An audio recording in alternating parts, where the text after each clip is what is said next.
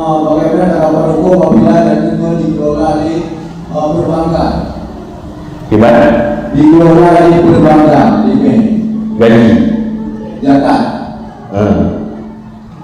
Perbankannya sama lembaga yang punya manajemen melakukan menyawatnya kelola sesuai dengan manajemen zakat, silakan. Saya bersesuai dengan aturan zakat. Berkata je saya ikut aturan zakat. Yang baik menang zakat, saya ikut aturan pula ini ke aturan rawatnya yang hanya. Silakan. Nama apapun boleh.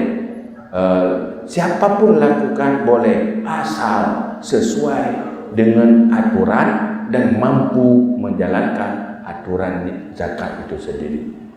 Menyuhana ilmu tentang zakat baik dah urus zakat.